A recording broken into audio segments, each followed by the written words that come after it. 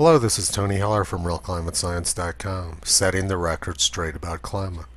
Now would be a good time to start planning your underwater vacation to the Maldives. In 1988, experts predicted that the Maldives would be completely underwater within 30 years, and that they would run out of drinking water by the year 1992. And in 2009, the president of the Maldives held an underwater cabinet meeting. He wanted people to believe that his country was going to drown unless the rest of the world gave up their fossil fuels and plane travel. This is kind of an odd stance for a country whose economy depends entirely on tourism. I suspect that what President Nasheed was trying to do was extort climate guilt money out of Western countries. In response to President Nasheed's stunt, Dr. Niels Axis Morner from the University of Stockholm wrote this letter. Mr. President, you have recently held an undersea cabinet meeting to raise awareness of the idea that global sea level is rising and hence threatens to drown the Maldives. This proposition is not founded in observational facts and true scientific judgments.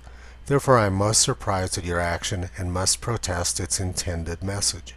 In 2001, when our research group found overwhelming evidence that sea level was by no means in a rising mode in the Maldives, but had remained quite stable for the past 30 years, I thought it would not be respectful to the fine people of the Maldives if I were to return home and present our results in international fora. Therefore, I announced this happy news during an interview for your local TV station.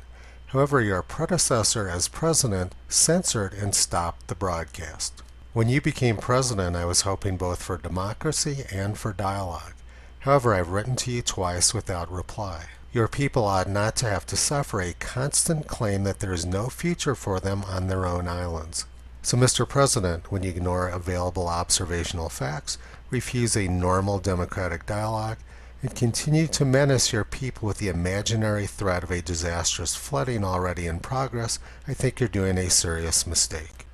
I don't think Dr. Morner, who's one of the world's leading experts on sea level, could have explained the situation any more clearly. Climate alarmism depends on misinformation and censorship.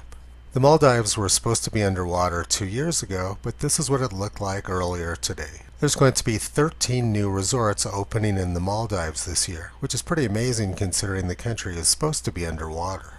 The Saudis recently invested $10 billion in the Maldives. That seems like an odd investment for a country which is underwater.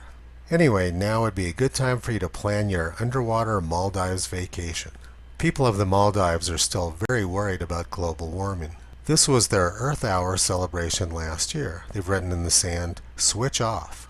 After taking your long-haul flight to the Maldives, you can switch off the electricity for an hour to virtue signal about the climate. The comedy never ends from climate alarmists. Visit Toto on the web at RealClimateScience.com. He's been pulling back the curtain on junk science and propaganda for a long time.